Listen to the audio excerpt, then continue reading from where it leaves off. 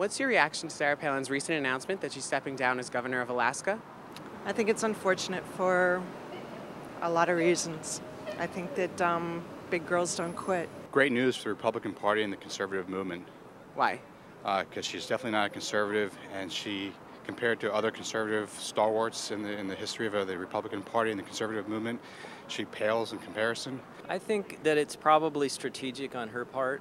My hunch is she seems to be a very ambitious person, and this is the way for her to get to her next project. And I think anything that gets her out of the political spotlights makes me happy. Does Palin have a responsibility to finish out the remaining 18 months of her term as governor?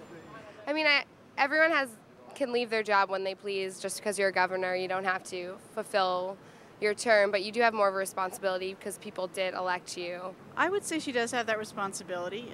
She also has the freedom to resign, and I think it's such a bizarre twist of a thing to do, to quit and claim that you're quitting in order to possibly do something bigger. Is pretty bizarre. And I think she does have a responsibility to serve out her term, although there could be circumstances that would drive somebody out of office, and I could see why they would leave too. Well, I think she has a responsibility when she accepted the vote of the people to follow up with what she started. Palin said one reason she's quitting is because the media has been unfair to her and her family. Do you agree?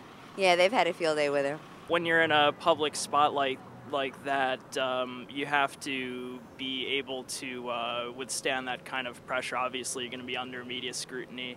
That said, I mean, you know, they kind of hit her below the belt a few times. I think the media was absolutely fair to her. I think that she's guilty of firing somebody unjustly, and she's about to get cornered for it. I think that some of the things that have been said about her are probably as sleazy as anything that gets said about other politicians.